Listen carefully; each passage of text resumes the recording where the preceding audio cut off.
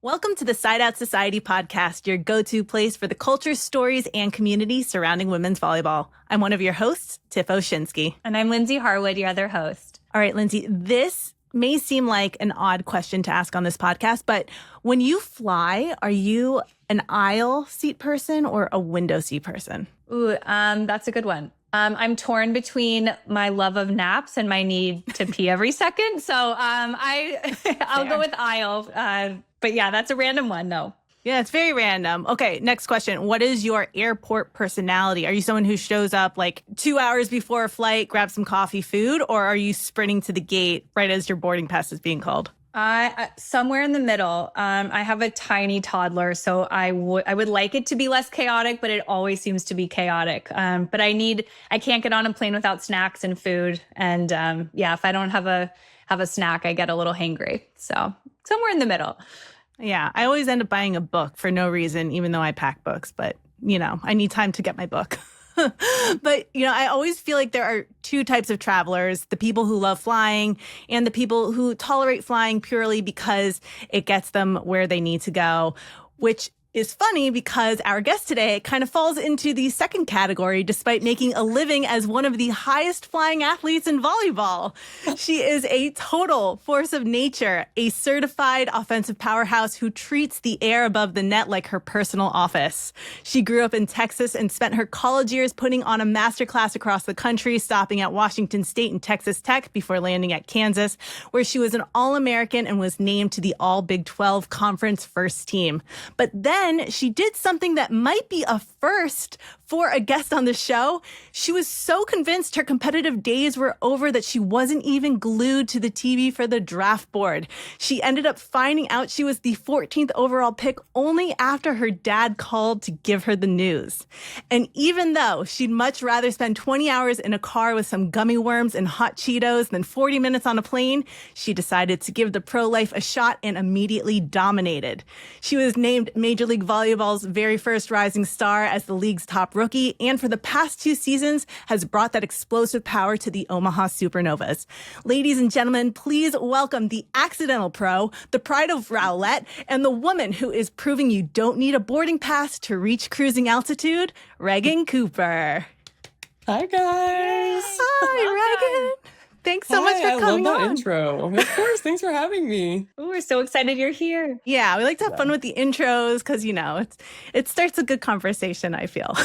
Yes, of course. And it was all very true. Why don't you like flying?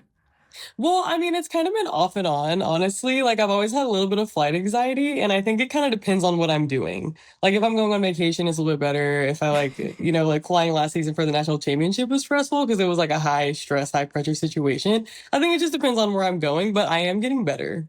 I will tell you, I am a anxious flyer too. I've gotten better as well, like especially we've been traveling. We were at the NCAA semifinals, and we have like other trips coming up, hopefully coming to MLV All-Stars, stuff like that. I'm just, when I get in the plane at takeoff, I just have to like close my eyes, put my book down, and just kind of like rest and breathe. Like, it's okay. We will make it. Absolutely. Volume on max, like noise cancellation. I don't want to hear the sounds that the plane is making, like just in my own zone. That helps me the most. I found that Mozart is actually very relaxing for me to listen to. Yeah. So on takeoff and landing, I listen to Mozart.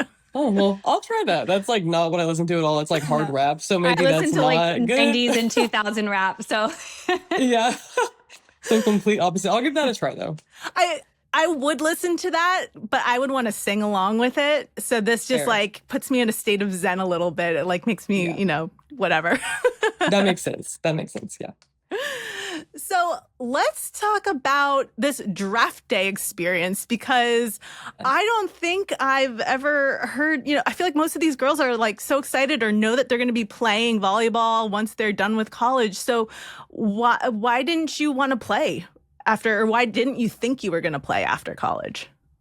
I don't know. I honestly just thought it wasn't attainable for me. Like, I think majority of my college career, I didn't receive any recognition or anything like that. Not like the recognition and me actually performing well enough to be getting like national level or even conference level recognition wasn't until my 5th year, which like kind of everything hit at once. That's when it was like, all American, all Big 12, all of these things that I hadn't experienced before in like the last 4 years of my college experience. So I remember like my coaches were telling me about what was PBF at the time and like what that meant. And they were like, do you want to explore overseas options? And I was like, I've literally never even imagined that for myself, like not once. And I think maybe it's because I didn't want to put all my eggs in one basket, or maybe I just literally was like, oh, like I'm not good enough to do that. I'm not going to waste my time and, get my hopes up for something. But like, it was really a subconscious kind of thing. I was always open to it in some way,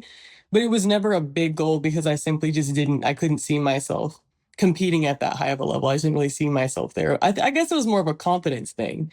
But yeah, draft day was interesting. Very interesting. It literally changed the course of my life like forever, which is insane to think about because I was even on the fence after I knew that I got drafted because I was like, that's a big mindset flip, big mindset change. But I was like, it's an amazing opportunity. Like at the end of the day, it was offered to me for a reason. It was brought to me for a reason. I'm just going to take it and see how well I can do. I have it's so many follow-up questions. Sorry, yeah, go ahead, Lindsay, because I want to process, but go ahead, you go. You have so many fans out there, us included. Yes. And I think watching you play, it seems so surprising to hear that because you play with such poise and dominance and confidence on the court. Like you really, I would have never guessed. And we've talked with a lot of different women athletes who have said similar things, whether it's like a feeling of imposter syndrome or should I be or should I not? Mm-hmm. And from the outsider perspective, you, Reagan, definitely deserve to be there. Like you have been dominating. Thank you, so I want to just brag on your behalf a little, just because it's, as a fan, you very much deserve it. Thank you. I guess like one follow-up, if you weren't going to play volleyball, like what was your mindset? What did you think you might have done otherwise? And then what was that mindset shift to be like, maybe I do deserve to be here. What could I do? Like, maybe I could actually do this. That was going to be one of my questions was what were you going to do if it wasn't going to be volleyball? That's a good question. I mean, I had like a pretty short-term plan. So like when I joined Kansas for my 5th year, I started a grad certificate in social media marketing, and that was going to go through the spring. So I was, the girl I was living with, who's one of my best friends ever. I lived with her at Washington State and then got to play with her again at Kansas, Michaela. She was my roommate at Kansas. So when I got drafted, I had to tell her like, hey, like we kind of need to cut our lease because I was planning to come back and we were going to live in the apartment again and like kind of hang out in the spring and like still be at Kansas, and I'd be finishing my grad certificate, which I think I was planning to kind of use that to kind of take the social media marketing into sports somehow. Not really sure how I would have done that, but I was just kind of trying to get that extra certificate just because I had to, take some credits at Kansas. So that was my short-term plan. So I had to be like, hey, like, we need to cut the lease. I got drafted. And she was like, what? Like, it was, because she also knew where my mindset was. So that was, it was like, I felt bad because that's my best friend ever, but we're still besties. I saw her in Dallas, like whenever we played Dallas. I don't even know how long, 3-4 days ago. So everything worked out.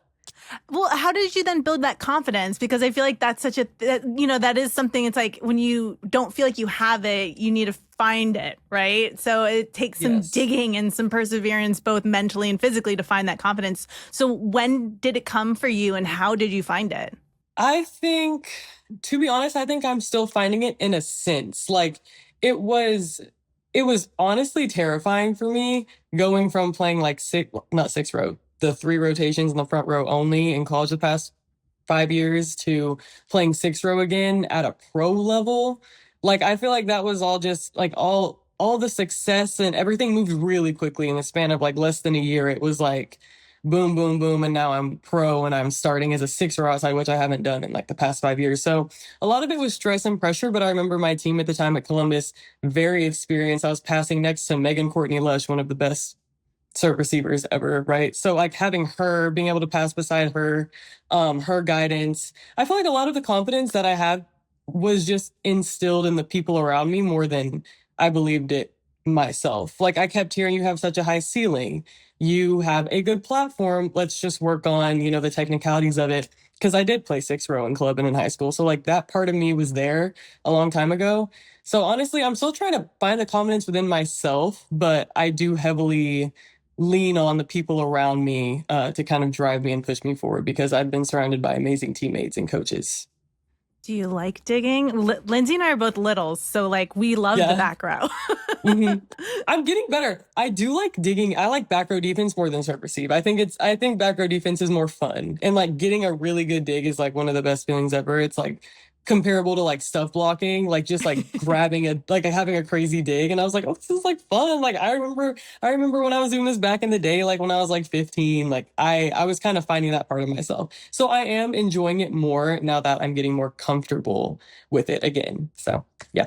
Well, you have so many fans out there, and I know, for this season of the Supernovas, you didn't start the first 3 games, I believe, Yes. and you started, and we are now on a 5. As this recording, we're on a 5-game win streak with you playing. Were you working on your serve receive? Like, what were those conversations like? A lot of the fans were like, "Why is Reagan Cooper not playing? We want to see Everyone you." was. I don't know if you were on social media following, but everyone's like, "Where is Yeah. Reagan Cooper?"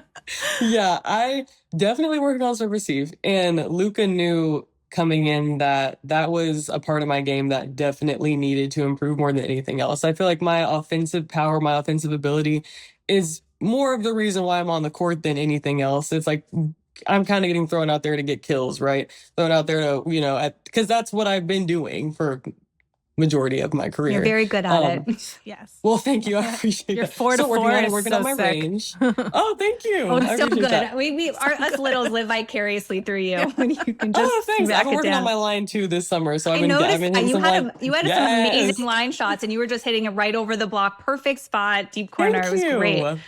I appreciate that. Yeah, I've just been serve receive defense digging. I know that if I want to keep going like higher and higher, then I need to keep working on those areas that are slacking compared to my offense. And like that is something that I am very, very aware is something I need to improve. And also like that's also a target. That's people know I'm also taller. Like I'm a tall outside, bigger. The bigger girls can't hit the ground as fast. Like, you know what I mean? Like that's just kind of like the general understanding. So I know that if I just like hammer on the technical side of it, then I can keep improving, which will overall help all of my game and also help my team as well, so that I'm not like a liability in the back row. For serve receive, who is the toughest server in MLB? Ooh, Natalie Foster. She's like, I don't know how to explain her serve, but that like she has crazy aces all the time. Like that. And so she goes back there to serve and you're like, okay, she's one of the best servers. Like I know that, so it won't be too hard to get it back. It doesn't matter if you know it or not. Like it's like a hybrid. Sometimes it drops, sometimes it goes deep and then drops. It's like you can't predict where it's going, and you get taught as like a passer to ID where the ball's going when it comes out of their hand. Even if you're seeing where it's going, you can't ID where it's going. Like she's so good, and we have so many good servers. That's just who I can remember. We just played Orlando, so that was she aced us. I think 3 times. Well, you came out on, that was a great game to watch. That was a 5-set thriller. And yeah, that was really exciting. Yes. Yeah. That was fun. That was tiring.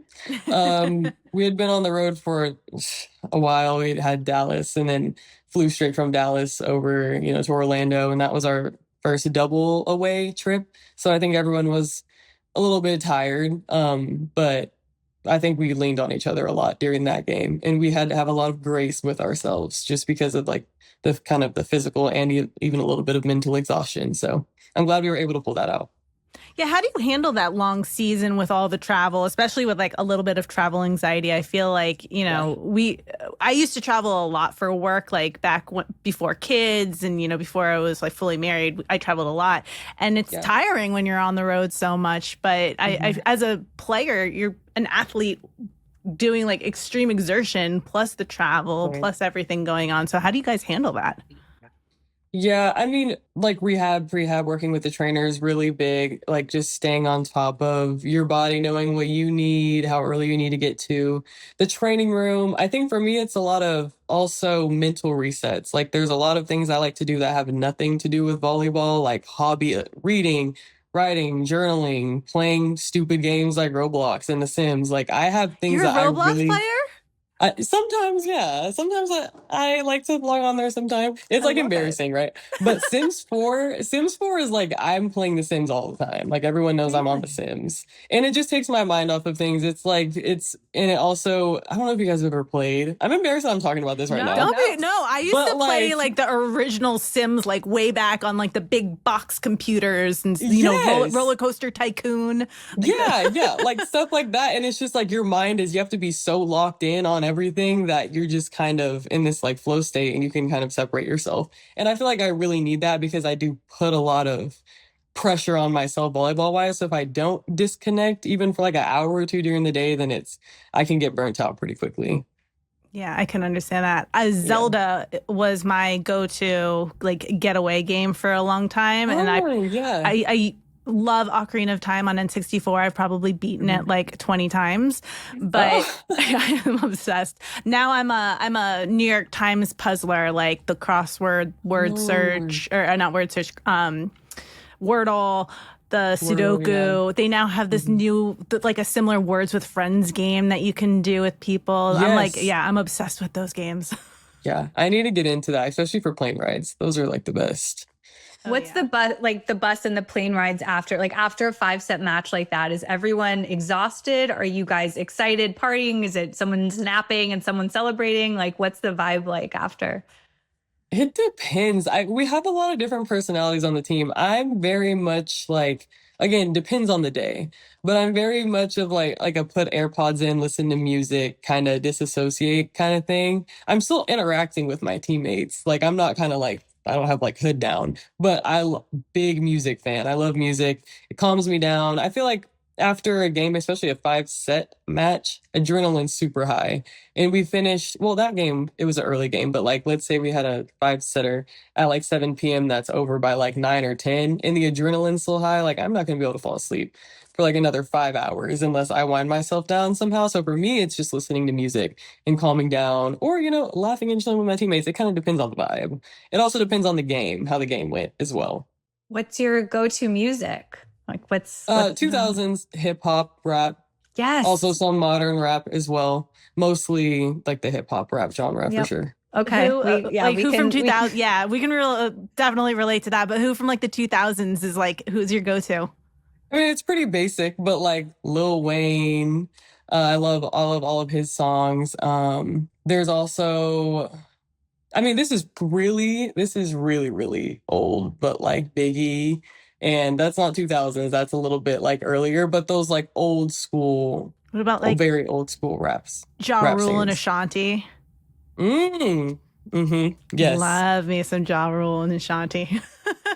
So I have an old school playlist. Yeah, I was right. Zapp and Roger. Yeah. They're the ones that wrote Computer Love. And Oh, more bounce to the ounce and I want to be your man, like that kind of vibe. Like I really like that old school rap. I It's like love that. has some auto-tune techno, but rap at the same time. I don't know. Is that like your karaoke go-to? See, I don't karaoke. Like there's a lot of girls on our team that love karaoke, and I just like, I don't know, something about it like scares me. I like to go and watch people, but like I think anyone that knows me knows that like Reagan's not getting on the stage. Like not even she's in a not group? singing in front of everybody. I mean, maybe like a small group, but I like to sit back and observe. Fair. Yeah. So going back to when you were younger and growing up in Texas, did you always Mhm. want to play volleyball, or was there something else that like another sport or just another hobby that was kind of your trajectory for like going to college and stuff like that? Honestly, it's always been volleyball. Volleyball is the first sport that I played that I actually enjoyed. And I started in the second grade. So I've been playing for a very, very, very long time. But even before that, my parents had me like, they signed me up for like, I did ballet and karate, basketball. Just like, I did like a hip hop dance class at daycare. Like, they were just throwing me into stuff. And then I joined like a rec volleyball league. Oh, I also did cheer. My cheer friend, my cheer friend at the time's mom told my mom that she was joining a rec volleyball league and that she was wondering if I would want to join. Her name was Maya. And I was like, yeah, I want to play volleyball with Maya. And so that's the only reason I joined rec volleyball is because my cheer my cheer mate started doing it. And we were Shout out super, to super little. Maya.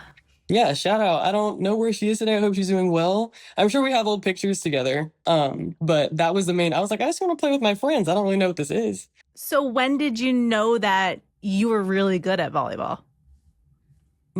So my dad was my first coach. So whenever I joined rec volleyball, my dad was one of the head coaches alongside another head coach as well. And so back at home, he would literally, I don't know if he knew what he was talking. He's never played volleyball. Yeah, I was So, going to played say he but was a football. football player. he was a football player. Yeah, he played in the NFL for a little bit. He played college football. But he loved coaching me. And I still Oh, don't know to this day exactly how he knew these things. Maybe he was looking up online. I'm not sure. But I remember being in the backyard when I was like really little, and like he would throw a ball at the wall and then I would pass it back to the wall, or I would serve it onto my roof and it'd roll back down off the roof and I'd pass it and serve it onto the roof again, which I still do sometimes when I go home. The exact aw, same backyard. We still live in my childhood home. So that's aw. nice. But I just remember having him as my coach and him urging me to like kind of get reps. And my team, my rec team, like we got first, second every single year through elementary school. So we were all like better, I hate to say it, better than like the other children, but we were little, you know? We just Mhm. actually touched the ball 3 times and we hit it. We like were overhand serving. So that's all we really needed to do at the time. But yeah, just my dad coaching me. That's amazing. So when you got to high school and you were playing, were you like, I want to go to college for volleyball, or was there another option for you? I actually was. I didn't know much about how to get there. Like I was like, do I sing film? Like I wasn't really familiar, but I did watch a lot of college volleyball and I was very like enamored by that. I was like, how are these girls doing this? They're on TV. Like they have so many fans. They're playing in these huge venues, these huge arenas. And I was like, I would love to do that. And so when I think when I started doing club, which was in the 5th grade, and I was playing up in the 6th grade, that's when I took it more seriously. This goal of going to college, and playing at the collegiate level really like set in for me. So what was the college recruiting process like? Okay, so I remember piecing together film on Huddle, and like that was kind of the thing. I don't know if that's a thing. Like that's still a thing. This is a very Yep. long time And ago. I I committed coach, so to. that's still a thing. Okay, so yeah, still kind of that like piecing film together. And I had reached out to like Iowa. I remember the very first letter I got was from Clemson. And I was like, oh my gosh, like coach, this is so exciting. But Washington State kind of came out of nowhere. I guess they saw me on another court and I think they emailed me and then I got on a call, went on a visit, and I committed when I was 16. It all moved really, really Wow. fast. So I was actively trying by putting together film, but the Washington State thing kind of, they saw me and then reached out to me, and then I went on a visit, and that's how that happened. So cool. And then you transferred to Texas Tech and then you Yes. ended up at Kansas. What was that experience like? Like the difference, whether it's like the difference of teams or like what your growth was throughout college and then ending up with all these accolades.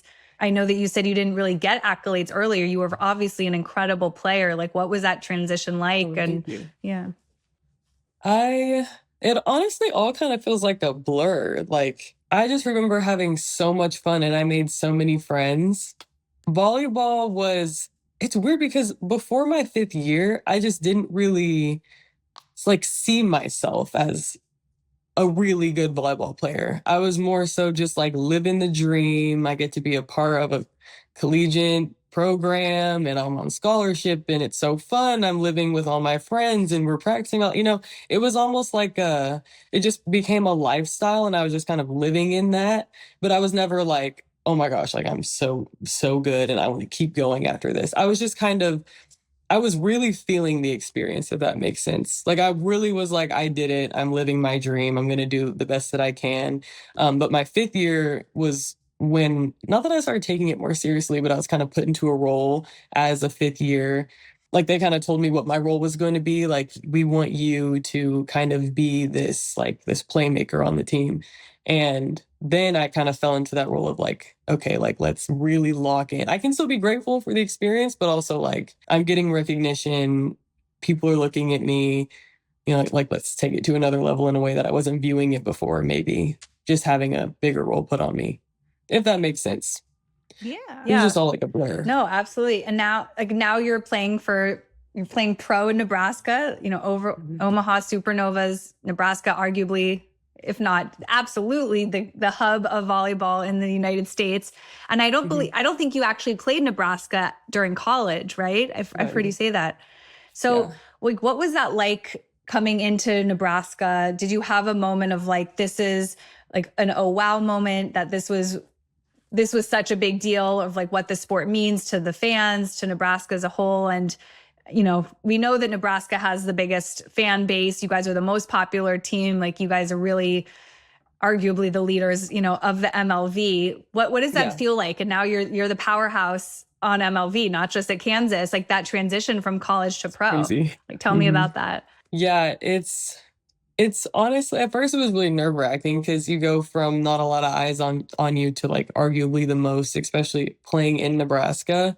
The fans are very involved, and there's a lot of benefits to that because like we give our lives to this sport. We work every single day. We're away from our families, all these things. And so having fans that show up and make all of that work seem worth it and valued and kind of reciprocated is amazing. The fans always show up, even on like random, I think there's not as many this season, but like last season we had like games on like Mondays, and like just it was very random. Fans still showed up. So I was honestly like, at first I was nervous. I was like, oh, I don't want to let these people down. And a lot of the best players have come from Nebraska, so there's a lot of high expectation. And I was like, well, I don't know if I can meet that expectation. But again, just being surrounded by people I'm comfortable with on the court helps a lot with not blocking out the noise, because I do like feeling the fan support and the fan energy, but kind of still being able to like kind of have tunnel vision so I don't freak out and just kind of zone in on the goal at the time. And I mean, outside of playing in front of so many fans, there's the fact that I'm playing with some people that I've looked up to, like even playing with and playing against, it was all like shell shock when I joined pro. I was like, whoa, I've been watching you for years. I'm watching you for years. And I'm just like, it was very overwhelming, arguably more stressful than the huge crowds of like 12, 13,000. It's just like being like, my idol is standing across the net from me or standing right beside me. Like, that's crazy. Especially this like AU. That was crazy what I just did with all of those people. It's crazy. I was going to say, like, AU, you were a team captain some of those weeks. I mean, like, against Jordan Thompson, things like that. I cannot believe it. I wish I could understand how much I can't believe that. Like, she has been a player I've looked up to for so long. And she's so sweet. Everybody was so nice. I was like, you guys are so nice, and you're like Olympians. I don't get it. Like, how are you like the best in the world and like still so humble and so sweet? Like, that's like a pinch me moment. I don't think I've really processed that yet, to be honest. I feel like one of the things that's interesting about the volleyball world is that everyone is so nice, and there's like so many friendships throughout, like over various teams, like even in conferences and colleges where you have like the Big Ten with huge rivalries, like everyone's still friends, stuff like that. It's just such a unique sport in that regard that you don't see anywhere else. It is 100%. There's so much. Like, I remember I played against like Asia O'Neal and Skylar Fields like my entire time in the Big 12, which I don't think they're in the Big 12 anymore. Is that right? I know conferences have flipped around, but at the time that was the thing. And then Asia was like my rookie teammate at Columbus, and then I played with Skylar in the USA gym this summer. And Claire Chassé is one of my best friends now, and I never met her before, and she was like a Louisville star, and we were roommates at USA. And it's like, it just becomes like this whole like melting pot of so many different programs and schools and people from so many different backgrounds, and you're like, oh, we're all just people at the end of the day. Like, these are all really cool people. I have so many new friends after like last year. It's people I never thought I would meet and was honestly intimidated to meet, and now they're like great friends. So yeah, it's crazy. As fans, that makes us really happy. Like, it's really, it feels, when we were in the semifinals, when we were in Kansas City, just seeing all the players, like at home, you see, oh, it's a big rivalry and they played each other last night. And then behind the scenes, like, you guys are friends, and it's really sweet to see those dynamics and the friendship play out. Like, you can see it on the court, especially as such a, momentum, communal, collaborative sport. Like, it's just, I feel like that's necessary to be friends and just trust each other. But it's nice that it's off the court too. Yeah, Absolutely. And we're still all competitive at the same time. It's like fun to compete against your friends, you know? So yeah, it's been awesome. I wanted to ask, just as we're talking about like, your big moments and idols, playing with Jordan Thompson, like, do you have a moment in your volleyball history or memory that was just like one of your best highlight moments of, or like a game that you played unbelievably well, or a championship that you won, or you came home and you're like, I killed it this week? It's like a time for you to brag, or just one of your best volleyball memories. Ooh, I think the first thing that comes to mind was our NCAA tournament match. I think it was the second round when I was at Kansas when we played Penn State and it went to 5. And I remember being very stressed about that game. I'm a very mental player, and I knew that we first of all we did lose that game. We're gonna start there. We did not win that game, but I just remember one. I had the best game of my career. I think I had 29 points, 29 kills, something like that. And I remember being so proud of myself after that game because even though while I was in that fifth set moment, which at the time, keep in mind, I wasn't going to go pro in my mind. So I was like, this is my last time on the court. Like, this is my very last time. And I still managed to perform that well when I was really stressed. Some people are like, oh, it's my last time on the court, let me go kill it.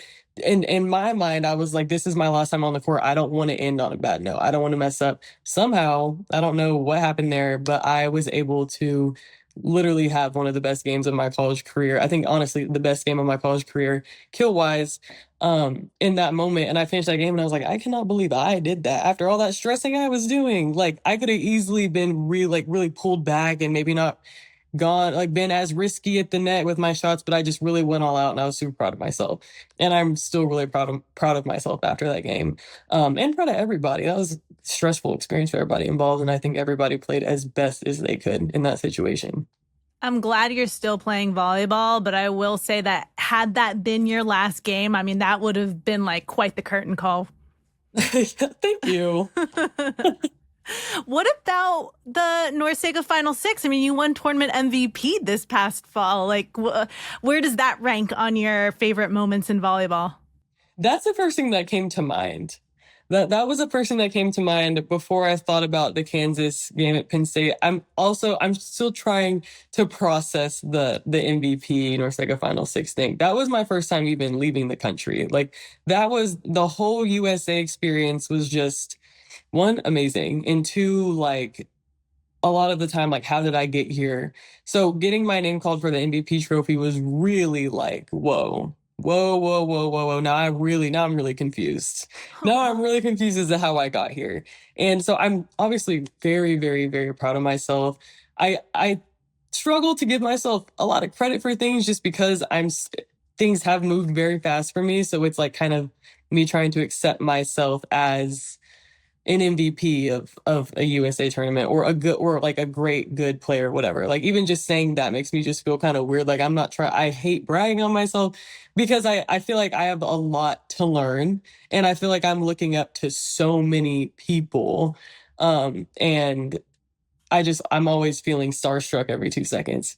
So me getting like that award, I think I'm still processing it, and that's why I brought up the Kansas one because I'm like I still don't really have words for that besides like, yeah, wow. You And should 100% yeah. be proud of yourself. I mean, Thank you. You got, I feel like that's one of the things that I try to say this with like my daughter and my son, because I'm always like, we always say like, we're so proud of you, but I'm now asking them instead, I'm like, are you proud of yourself? Because I want them to feel comfortable being proud of their achievements. And you should 100% be so proud of that achievement. And it's like, thank you. Sure, you're bragging, but you're not though, because it's like you worked really hard to accomplish that. And that's amazing. Well, thank you. I appreciate that. I'm getting better at that. I am. And you're just stating facts. You're like, well, I was the MVP. So, we can brag on your behalf too.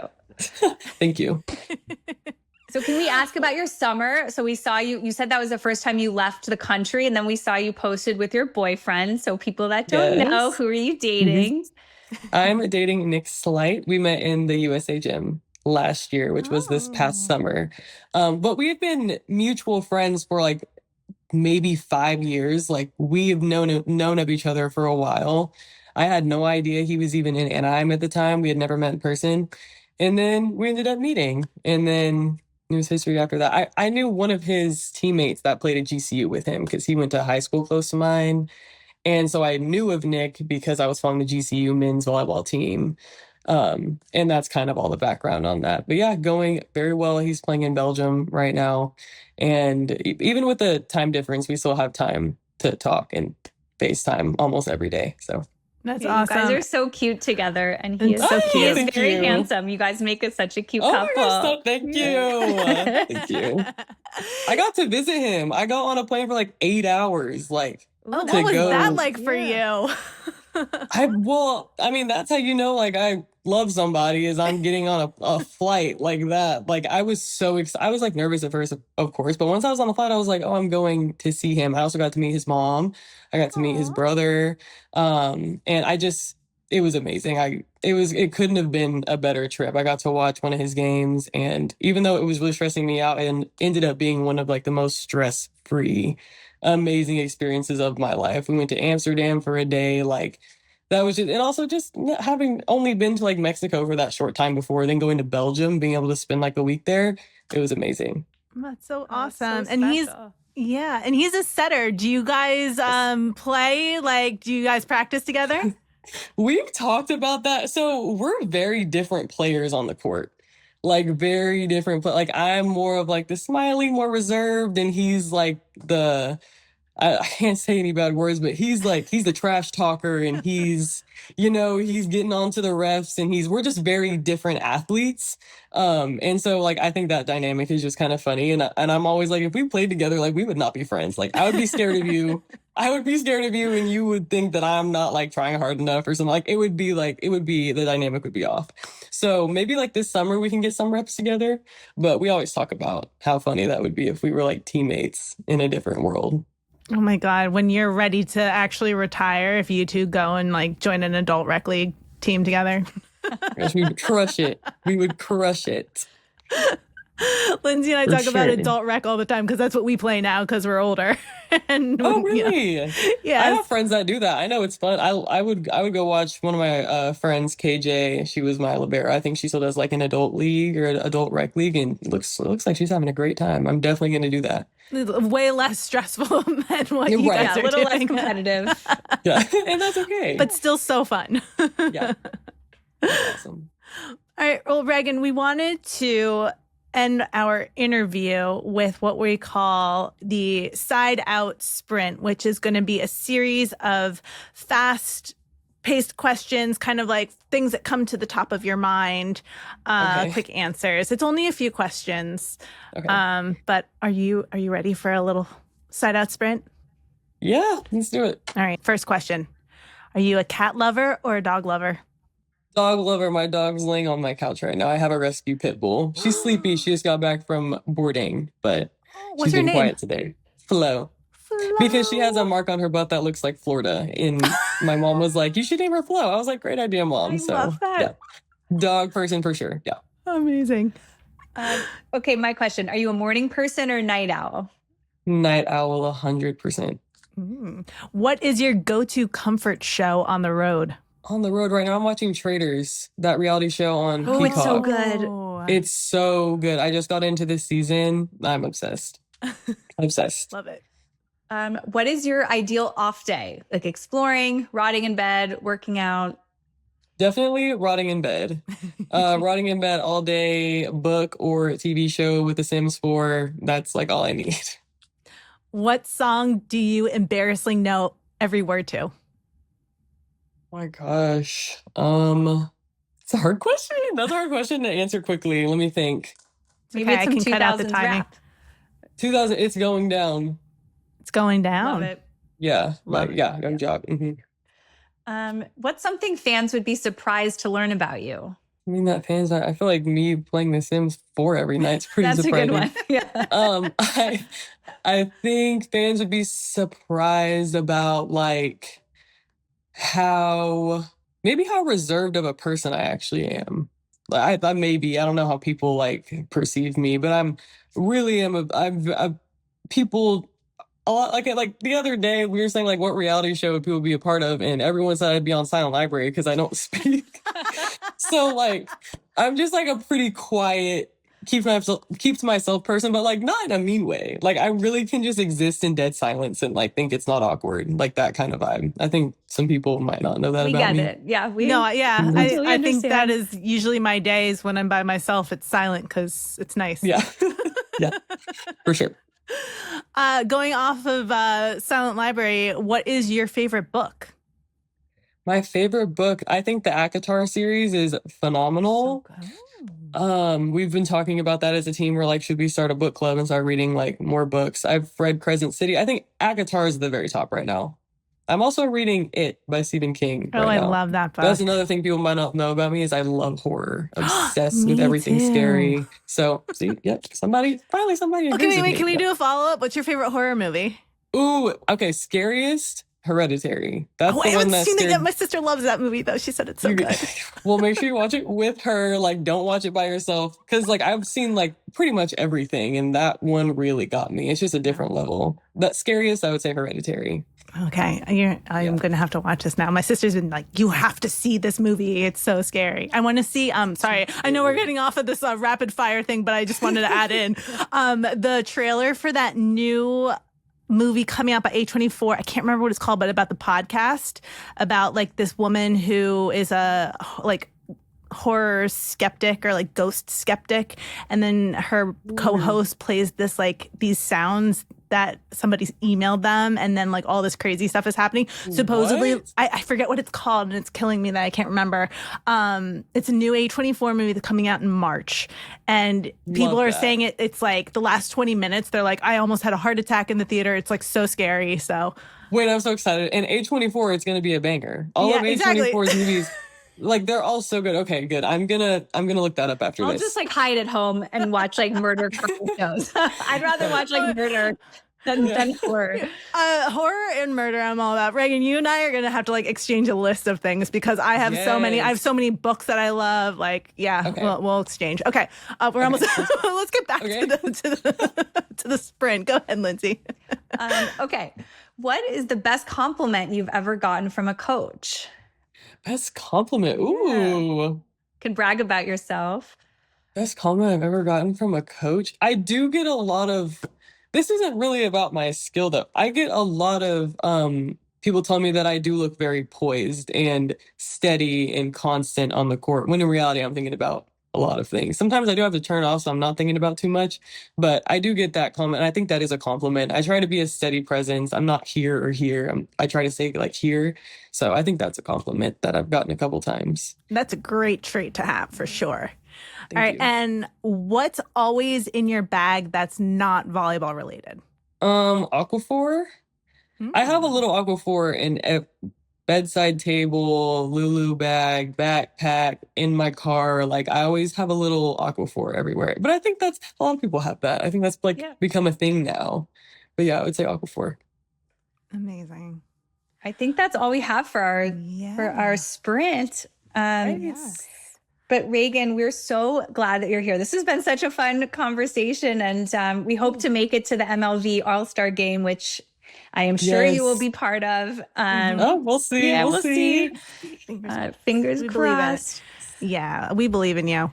Thanks, guys. But you've This been has been a lot of fun. I know you've been so fun to watch just from us at home, and your playing is incredible. The person you are, incredible. So it's been really special to get to know you a little better and have our fans get to know you a little better too. Oh, thanks. I've never done like a actual like sit down conversation kind of thing. Like this has actually been a lot of fun. I appreciate you guys having me on. Oh, of course. And we'd love to have you on again. Maybe we'll start like a spin-off book club horror conversation. You know, we'll just get players on and talk about their favorite books and movies, and we'll just keep it all straight, pop culture stuff like that. That would be great. Give the people recs. And I would also love recommendations. Yeah, that's a good idea. Well, thank you, Reagan, so much. We really appreciate your time. Best of luck the rest of the season. Thanks, guys. This has been so much fun. Thanks for having me on. Yes, thank you so much. Thank you.